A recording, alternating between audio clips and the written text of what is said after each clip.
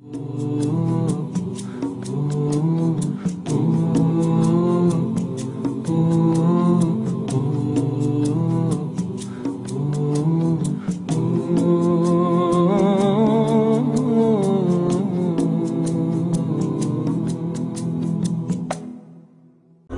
Guide Us TV.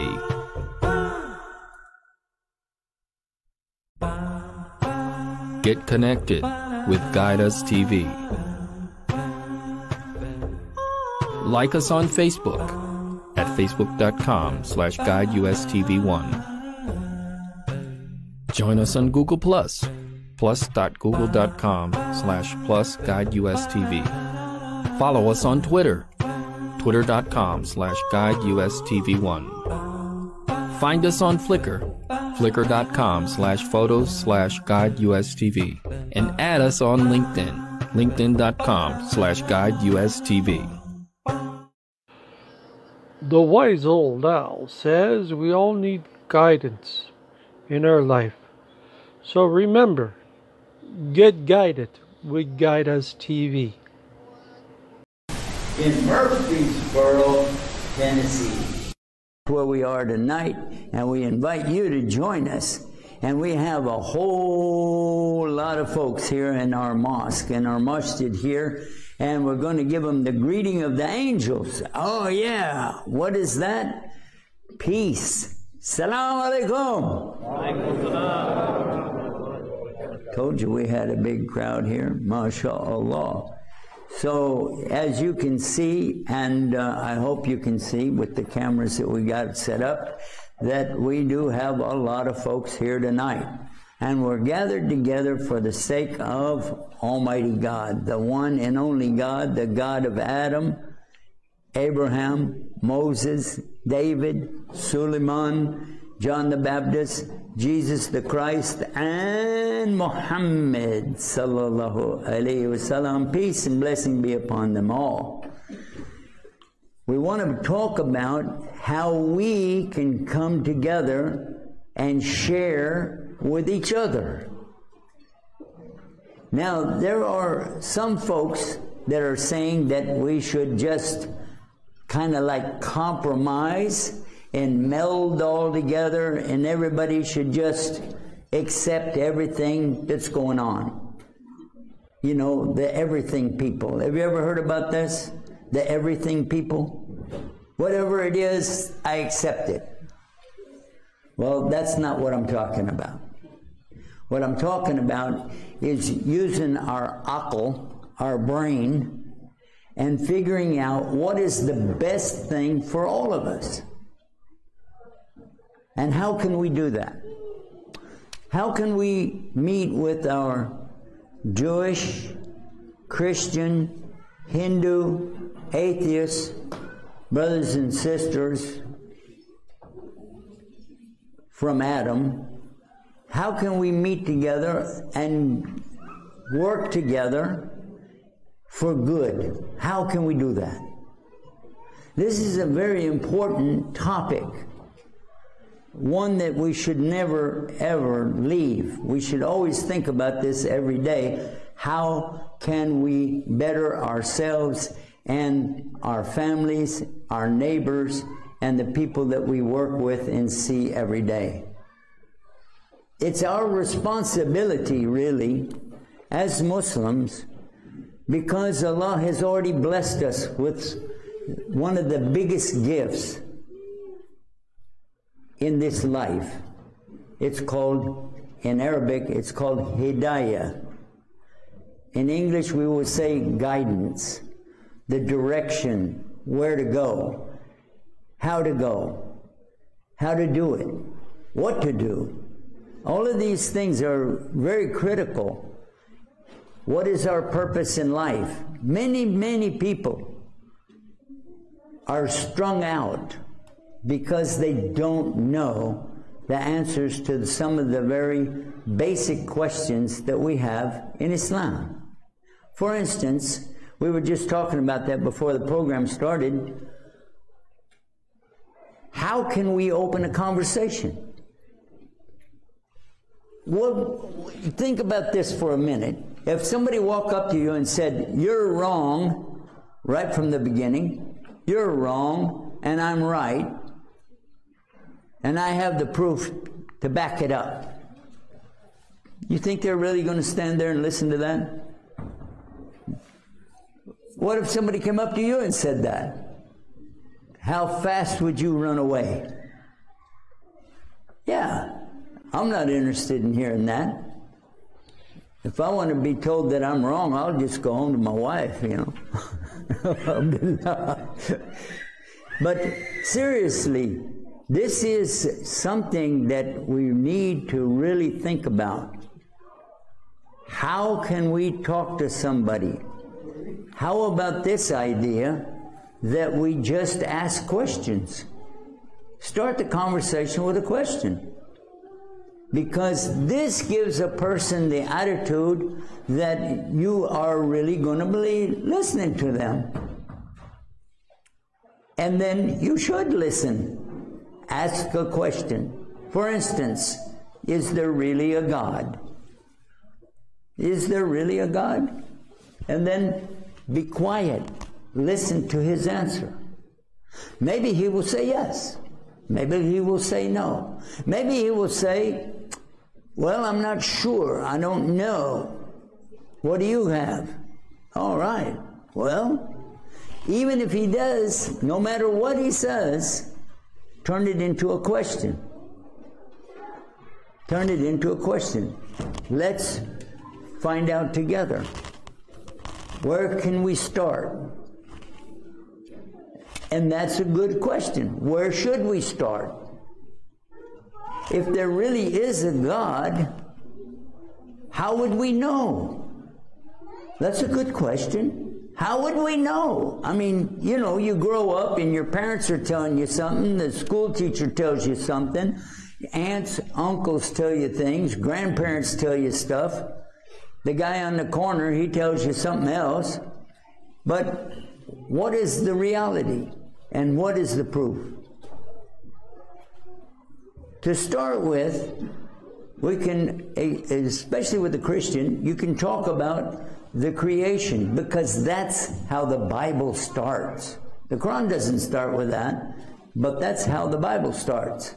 It says, "In the beginning," and by the way, you're not ever supposed to start a sentence with a prepositional phrase like "in" or "of."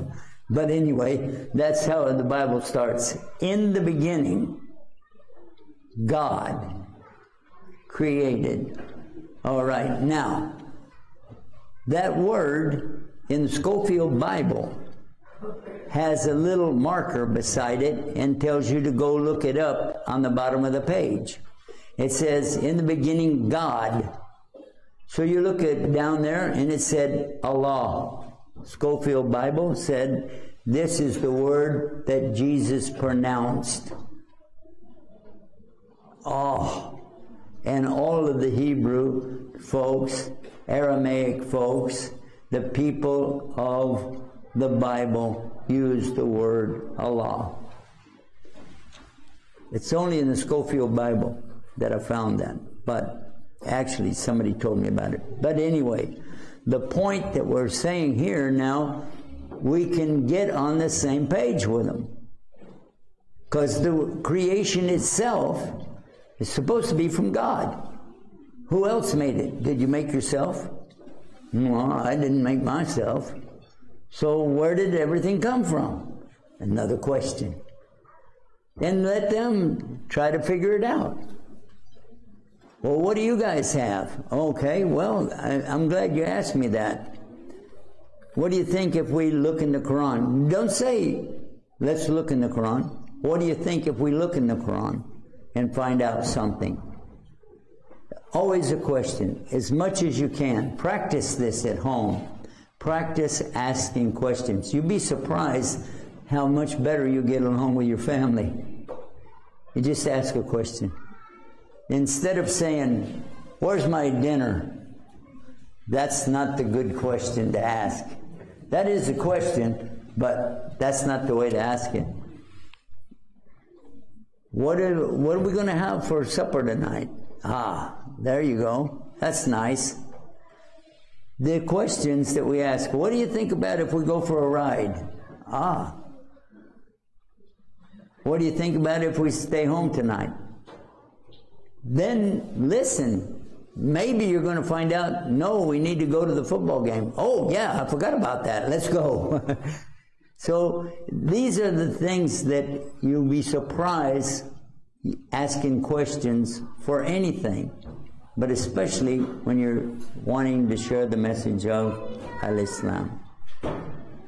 Now I'm going to shift gears a little bit. Instead of going forward with that and talking about some of the other things that we can do, I would like to focus on a very important topic.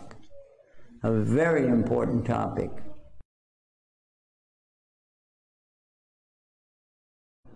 Oh, and by the way, it was, look how they beat these people. There were more of them. The other people that they killed, there were very many. But they had asked them, they asked the children of Israel, they said, we'd like to join your religion. And they told them, well, you have to do the khatan, you know, the circumcision. And they did it. And they said on the fourth day, when they were all sore, meaning they were bleeding and they were having problems and that's when they killed them. These people were not being aggressive. They actually would like to join their religion. But they didn't accept that because you weren't born of our family, so you can't be in our religion. Yeah. Is that terrorism? I don't know. But anyway, when you think about this subject, Islamic this, Muslim that, it's always bad. And you know why they get away with it? It's our fault. Believe it or not, it's our fault. Why? We don't translate those two words. It's our fault. We never translate those words. What does Islam mean? Is anybody here a convert to Islam like me?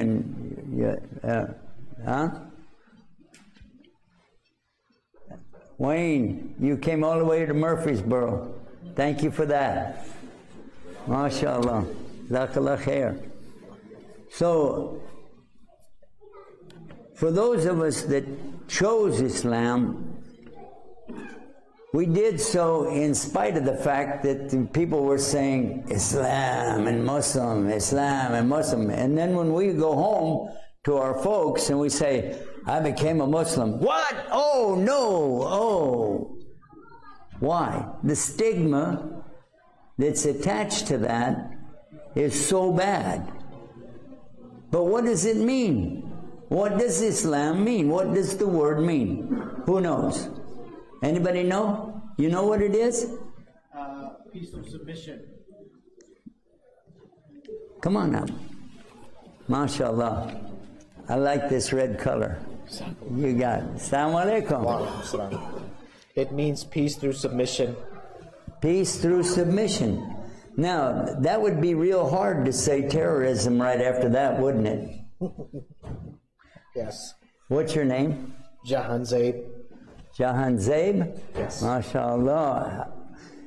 Are you the local here? You live here? Yes. In Murfreesboro? Yes. Okay. Where are you from originally? I was born and raised in Chicago, but my parents are from Pakistan. Ah, you're from Chicago? Yes. One of those guys. Yes. It's good to meet you, man. Good to meet you too. All right. He got it right. He said it. Peaceful submission to God is another way to say it, the same thing. If you said peaceful submission to God, terrorists, it wouldn't make any sense, and anybody who was writing the article would have to say, okay, that's it. I'm not going to read anything from this guy anymore.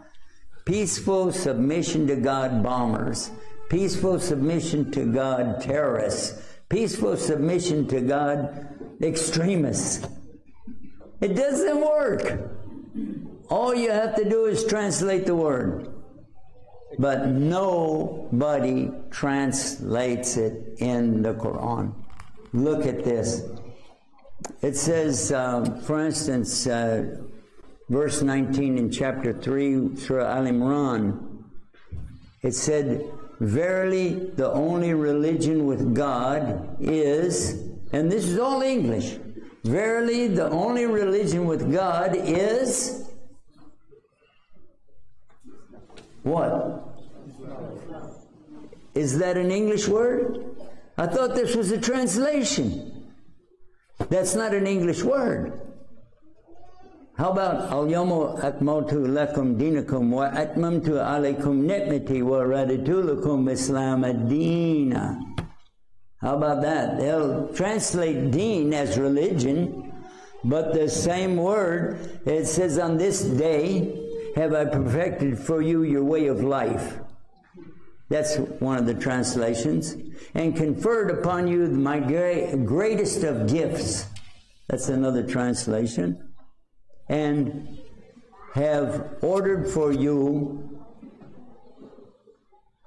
Islam Medina, or Islam religion. It does not translate the word. If you translate it, there's no argument anymore. Because this is the thing that the Old Testament and the New Testament call for. You read it, you can see it. The Lord's Prayer, which is twice in the New Testament, says it real clear. God's will be done on earth as it is in heaven. It's talking about the qadr of Allah. You're supposed to pray, as a Christian, they're supposed to pray and say, God's will, not my will, God's will be done. Isn't that what we're supposed to do? How come we don't talk about it? Whenever we're talking about somebody and they ask us, what is Islam? Well, you have to pray 5 times a day. What? Why did you start with that? By the way, that's another thing. When they do translate, they're following a translation 200 years ago of a person that hated Islam. George Sale is the one who translates the stuff, and they still say the same thing that he did today. Today. And I just used one of those examples. What is the word salah? What does it really mean? Salah, what does it mean? Huh? The connection between you and Allah. Connection? How did you know that? How do you know? In Arabic it says sila. Sila. Yeah. Sila is connection. And this is your connection with Allah that nobody else has. It was given only to the prophets. And then the Prophet ﷺ, he is doing salah. And when his companions are blessed with this opportunity, they couldn't imagine, wow, look at what we got. MashaAllah. We have a connection with Almighty God to get our prayers answered. What is the word for prayer in Arabic? Huh? The word for prayer. Oh, dua. Yeah. You know, I'm watching lips when people talk because I don't hear very good. So whenever you're wearing the mask, I don't like, what do you... I have to guess. Anyway, yeah, that's right. Dua is prayer. You're calling on Allah. That's why dawah and dua are related. Because dawah is calling the people. Dua is calling Allah to get your supplications answered. MashaAllah. MashaAllah. But if you translate it correctly, so there's 2 problems. Number 1, not translating at all. And then number 2, translating it in a bad way. I'll give you another example. The very first word that came in the Quran is not in the first place today, but what was the very first word? Everybody knows what it was? What does it mean? Who said recite? Exactly. Exactly. Recite. Recite. How many of you didn't know that? How many didn't know it? Qara'a. Qari. Quran. Iqra. Why all of a sudden we changed over to the word read? Because George Sale, when he translated it, wanted to be sure that you had a problem with Muhammad sallallahu alaihi wasallam. Was the problem? He didn't read. And what does it do? It confuses people right away. In Arabic, it's not a problem. If you say, Iqra bismi rabbika alladhi khalaq, well, okay, I got it. If you're an Arab, you already knew that he was telling him to recite. What did the Prophet ﷺ say after he heard this from Jibril alayhi salam? What did he say? Huh? I cannot read. Who said that? He cannot read? Really? That's what he said. He didn't say ana umi. He said ma ana bikari. I'm not of the reciters. And that's the way it should be understood. He's not of the reciters. It doesn't say he can't recite. He's not a reciter. What did that mean? Okay, today, if I ask you, what's the phone number of your sister, your brother, or your mom, or what are you going to do? Huh? You're going to pull out your phone, right? Before we had these so-called smartphones, we used to memorize all of that. I used to memorize all of the people that were the suppliers to our company and all of our customers and most of their addresses, not all of them, I didn't really need it. And I would memorize their names, and this was normal.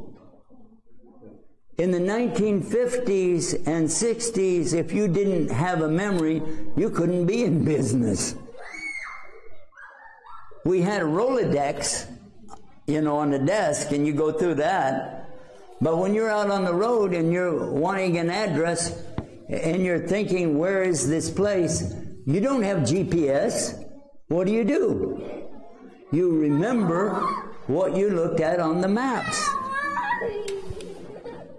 MashaAllah.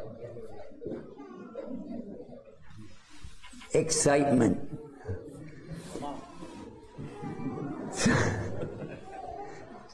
So what happens if you don't have a memory at that time? You're going to get stuck. You're going to have to pull over to a gas station and get a map. Because all the gas stations used to have maps. Maybe you didn't know that. Gas stations used to have maps of the state, of the city, of the area, of the counties, different maps, and you could go through. Some of them, the bigger gas stations, had maps of the whole United States. Yeah. Today, some of the folks can't even read a map. They have to have GPS. Okay, I'm going to turn now. Oh, no, that's... Alhamdulillah. So, at the time of Rasul sallallahu alaihi wasallam, that was 1,400 years ago. How did people communicate? How did they get stories? How did they know what was going on in different places? For instance, in Europe, in England especially, they would memorize topics and put it in a poetry so that people would know what happened, but also it was a story that people would remember to tell to other people. For instance, Humpty Dumpty sat on a wall. Humpty Dumpty had a great fall. All the king's horses and all the king's men couldn't put Humpty back together again. You know what that was about? That was about the king. And he had a hump on his back. And he did go out to war, and he did have a problem, and he fell, and that's what they were talking about. But they made it in poetry. So that is just one example. The Jews used to take the message that came from their prophets, and they would memorize it. Very few people knew how to write. Less than 2% of the people in the United States could read and write at the time of the Constitution. Did you know that? And I grew up at a time when a lot of people still didn't know how to read or write. They could make an X, and they would say, put your X right here. Put your X right here. That meant sign it.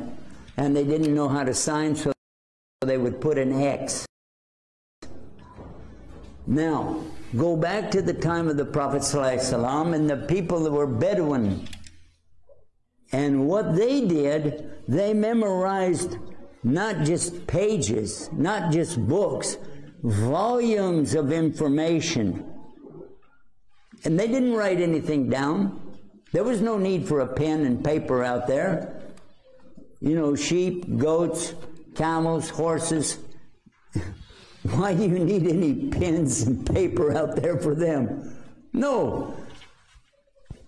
But you still see a beautiful sunset. You see the stars in the skies at night, and it makes you, you know, you want to say something.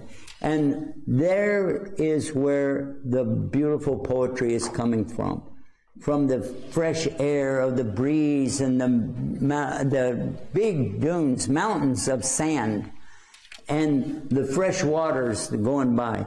And people are inspired. And they used to do things like a lot more than just take a picture, take a selfie, you know. They actually drew things out, they said things, and they memorized things. And the habit of the Arabs at that time was to memorize or be able to come up with something real quick. They understood their language very, very extreme, much more than people do today. And they would meet somebody, and then that person, maybe there's influential. Maybe that person would like for them to say something about them. And you're a poet, you're a reciter, make something up about me right now. Okay? And they would do it. They would be able to do, praising Abu Sufyan, for instance. And they would make up something about him on the spot. So when the angel Jibril alayhi salam is talking to Muhammad salam, he's saying Iqra, and he knew exactly what he meant. He wants me to recite something, but I'm not one of those guys that goes around and reciting. It didn't say he didn't know how. He was telling him, that's not what I do. That's not me. Get it? So they had the ability. It wasn't can't. It was, that's not my style, basically. But it became his style, big time, right? How many of the people at that time, for instance, at the time of the Prophet ﷺ, when they were walking around with their tablets and pens and so on, or writing it down, what color was the Quran that the Prophet ﷺ walked around with? What color was it? It was not written. Huh? It was not written. It Okay. was not written. You're on my side, right? Yeah. You know what I'm doing here, right?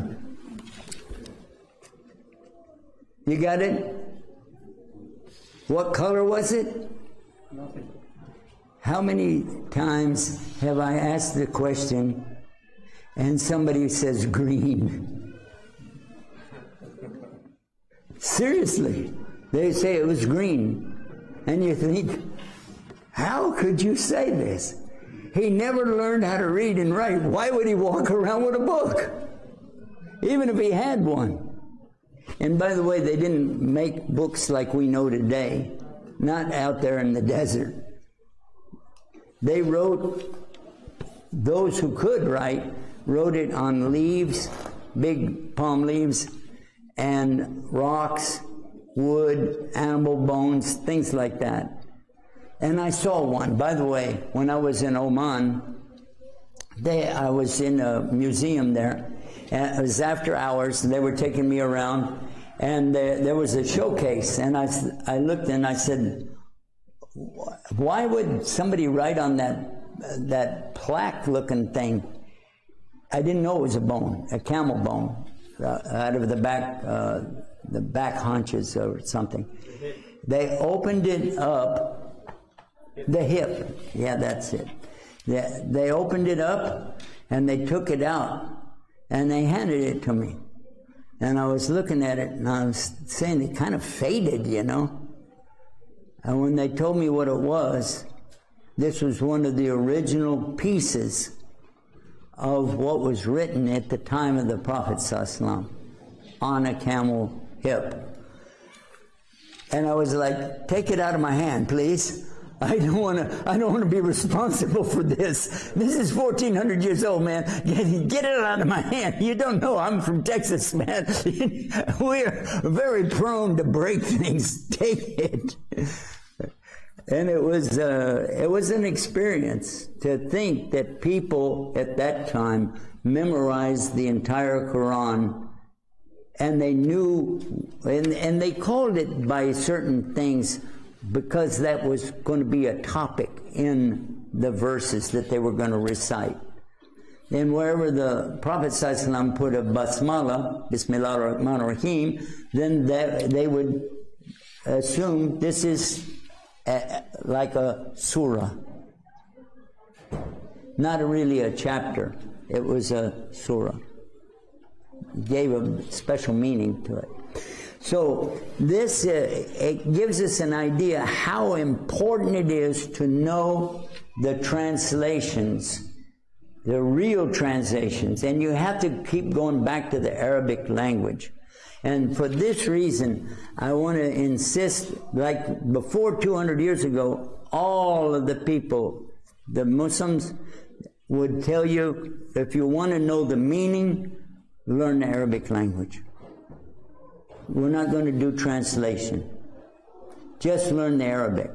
But today, and I want to be fair, today it's almost impossible to get people to sit down and learn another language if they're not in school, if they're not studying. It's just like you go up to a guy that has a job, right? And you say, well, you're going to learn another language. Oh, yeah, right. So this is something that really, it's critical for us now to be responsible for a correct translation or better translations as much as we can.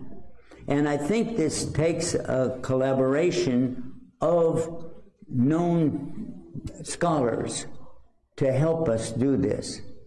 Because I don't think one person would really be able to get the gist of the Quran and convey it. I think there should be a group of knowledgeable people that really know English and really know the Arabic. Or a group that at least somebody there really knows the English and somebody really knows the Arabic, so that they would be able to come up with a proper understanding. And along with that was, of course, the tafsir, or the deep exegesis of the Quran. That would really, really benefit the people that are trying to learn about what is Islam. The more that you know about the Arabic, the more you know about the intention behind the verses. Oh my gosh. I'll give you one, and then we're going to take a break. This one is the word wastia. What is wastia? The middle. The middle. Wasita. Middle. Ummatan wasita. Where is that in the Quran?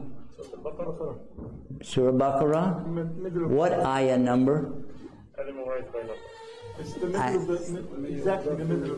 It's exactly in the middle of the, and he's stealing my,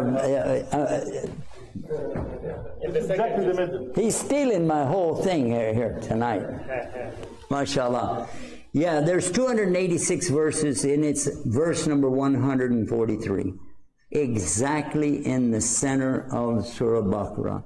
And it says, our nation, our ummah, is to be one in the middle. We're not extreme either way. And so this is another proof that Islam is not extremism. It can't be, because according to the Quran itself, we cannot be extremists. So that it takes us back where we started. We've got to translate it. If you're going to translate it, translate the whole thing. You can put parentheses and say that it's Islam, but you really need to get the message out so that they know what we're talking about. And with that, we're going to take a short break, and we're finished? Okay, well, so much for the break. We'll just wrap it up with this. We'll make a dua, and I pray for all of us to be patient with each other and to ask questions rather than make statements, and help other people to understand where we're coming from and help us to understand where they're coming from, and maybe we can all go to Jannah, paradise. Ameen. Assalamu alaikum rahmatullahi wa barakatuh.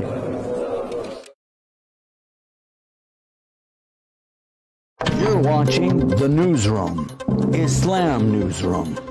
The news you want, when you want it, from the Islamic perspective. Now we have some websites, alhamdulillah.